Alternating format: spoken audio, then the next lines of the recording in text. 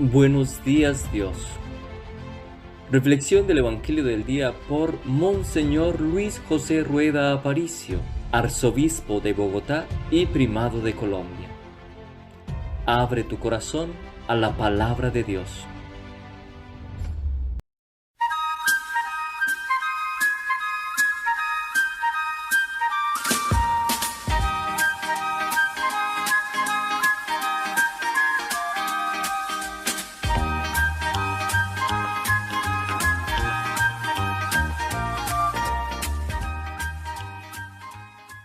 En el nombre del Padre, y del Hijo, y del Espíritu Santo. Amén. Ven, Espíritu Divino, manda tu luz desde el cielo. Padre amoroso del pobre, don en tus dones espléndido, luz que penetra las almas, fuente del mayor consuelo. Ven, dulce huésped del alma, descanso de nuestro esfuerzo, tregua en el duro trabajo, brisa en las horas de fuego, gozo que enjuga las lágrimas y reconforta en los duelos. Entra hasta el fondo del alma, divina luz, y enriquécenos. Mira el vacío del hombre si tú le faltas por dentro. Mira el poder del pecado cuando no envías tu aliento.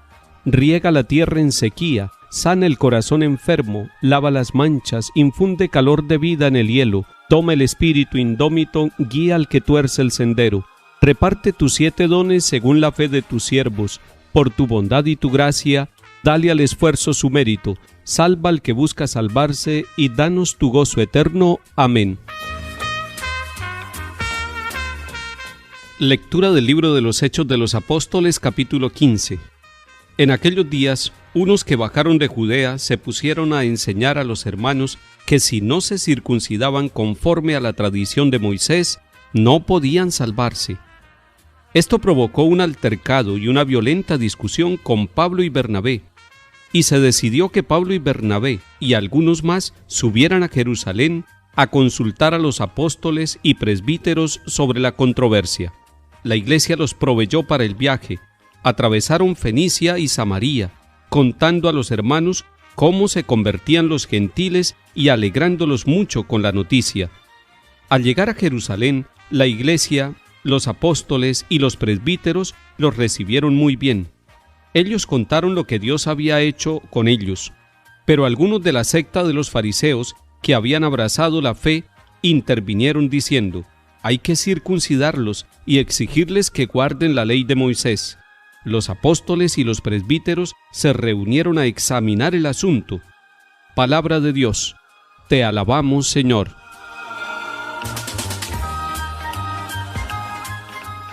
Este capítulo 15 de los Hechos de los Apóstoles es muy importante. Ojalá ustedes lo pudieran leer. Sucedió una controversia en una ciudad donde estaban los apóstoles Bernabé y Pablo. Esa ciudad se llama Antioquía de Siria. Allí sucedió una controversia. Es una comunidad ya madura, es una comunidad que va avanzando en la fe. Cuando llegan algunos de la tradición judía, pues traen todas sus costumbres religiosas del judaísmo y empiezan a decirle a los apóstoles que ellos deben circuncidar a los paganos que se están acercando a la fe cristiana. Eso genera una controversia. Esa es la palabra que usa el capítulo 15, una controversia.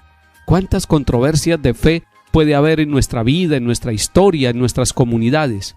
¿Por qué es importante este capítulo? Porque Pablo y Bernabé no toman la decisión solos. Se van desde Antioquía hasta Jerusalén para consultarle a Pedro y a los demás apóstoles.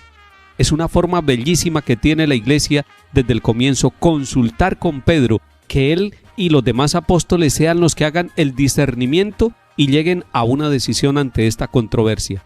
Hoy Pedro es el Papa Francisco. Por eso la iglesia de todos los 5 continentes, ante las dificultades que se presentan, busca la respuesta en Pedro, en el magisterio del Papa Francisco, y el Papa Francisco nos va ofreciendo las orientaciones seguras y maduras en la fe. Cuando nosotros escuchamos al Papa Francisco, estamos escuchando el magisterio de la iglesia. El Papa Francisco nos ofreció un documento muy claro sobre la vida de la familia, sobre el amor en el matrimonio, sobre la pareja y el amor que los lleva a la santidad. Ese documento se llama La Alegría del Amor. Ojalá todas las familias católicas lo consiguiéramos y lo leyéramos. Se llama La Alegría del Amor y en latín se dice Amoris Laetitia. Con este documento el Papa Francisco también está asumiendo varias controversias que hoy en día se presentan en la fe de la familia. Volvamos al capítulo 15 de los Hechos de los Apóstoles. Van Pedro y Bernabé y van acompañados de otros miembros de la comunidad y van subiendo hasta Jerusalén para consultar a los apóstoles. Allí los apóstoles y la iglesia en general, los presbíteros, los reciben con mucha alegría, los acogen, escuchan el testimonio de cómo los gentiles, es decir, los que no eran del pueblo de Israel, están siendo tocados por el amor de Jesucristo y están siendo unidos a la iglesia que están haciendo. Los apóstoles y los presbíteros se reunieron a examinar el asunto, es decir, a hacer oración y a discernir. Muchos asuntos en nuestra vida personal y familiar necesitan ser examinados, necesitan ser consultados. Ojalá que nuestras familias se preguntaran esto que estamos haciendo, esta situación, estas dudas que tenemos en nuestra vida moral, en nuestra vida de doctrina, de fe, ¿serán correctas? ¿Dónde encontraremos la respuesta? Y nosotros en la Iglesia Católica tenemos dos fuentes para aclarar nuestras dudas de fe. Primero, la palabra de Dios, pero no solamente la palabra de Dios, sino también todo el magisterio de la Iglesia, todos los documentos del Papa y sobre todo el catecismo de la Iglesia Católica, donde tenemos la mayor claridad de toda la doctrina de la fe católica. Cuando en una comunidad o en una familia se presentan dificultades de fe, lo primero es consultar con el sacerdote, con el párroco, con el obispo, con las distintas comunidades, porque la Iglesia misma se encarga de examinar los asuntos, de orar, de discernir y de llegar a unas soluciones. Les pido que ustedes lean hoy el capítulo 15 de los Hechos de los Apóstoles.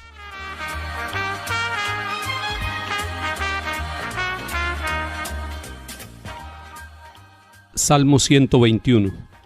Qué alegría cuando me dijeron, vamos a la casa del Señor. Ya están pisando nuestros pies tus umbrales, Jerusalén.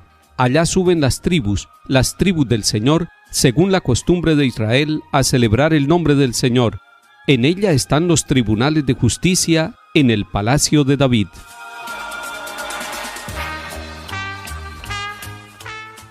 Del Evangelio según San Juan, capítulo 15. En aquel tiempo dijo Jesús a sus discípulos: Yo soy la verdadera vid, y mi Padre es el labrador. A todo sarmiento mío que no da fruto lo arranca, y a todo el que da fruto lo poda, para que dé más fruto. Ustedes ya están limpios por las palabras que les he hablado. Permanezcan en mí y yo en ustedes. Como el sarmiento no puede dar fruto por sí si no permanece en la vid, así tampoco ustedes si no permanecen en mí. Yo soy la vid, ustedes los sarmientos. El que permanece en mí y yo en él, ese da fruto abundante, porque sin mí no pueden hacer nada. Al que no permanece en mí lo tiran fuera, como el sarmiento, y se seca. Luego los recogen y los echan al fuego y arden. Si permanecieran en mí y mis palabras permanecen en ustedes, pidan lo que desean y se les realizará. Con esto recibe gloria mi Padre, con que den fruto abundante. Así serán discípulos míos. Palabra del Señor. Gloria a ti, Señor Jesús.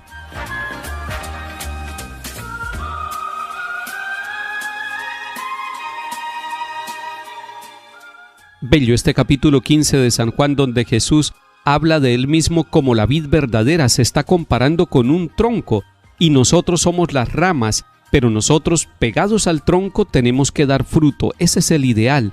Y cuando una rama no está dando fruto, se poda para que dé más fruto. Nosotros somos esas ramas pegadas totalmente al tronco por donde va la savia vital, por donde va la gracia, por donde va el amor, por donde va la misericordia de Dios, para que nosotros, también como ramas pegadas al tronco, demos fruto, fruto de misericordia, de santificación, de alegría, de bendición, esos frutos que hacen que el mundo sea distinto, que nuestras familias sean renovadas, son los frutos que vienen de estar muy unidos, totalmente confiados al amor de Jesucristo el Señor.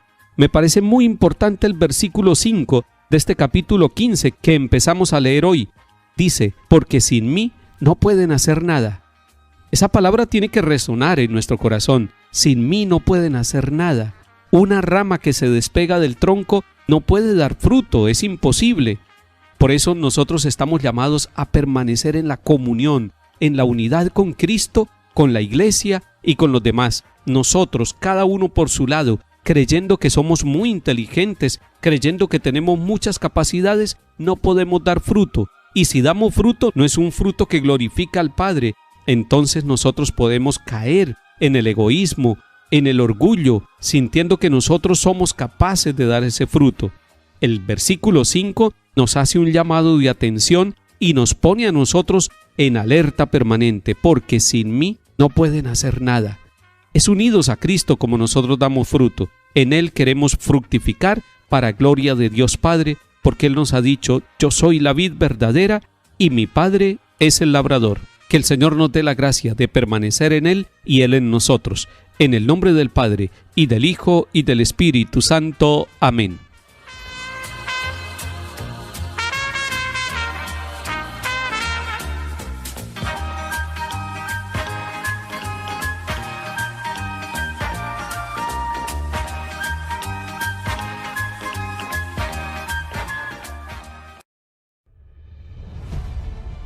Buenos días, Dios. Reflexión del Evangelio del día por Monseñor Luis José Rueda Aparicio, arzobispo de Bogotá y primado de Colombia. Abre tu corazón a la palabra de Dios.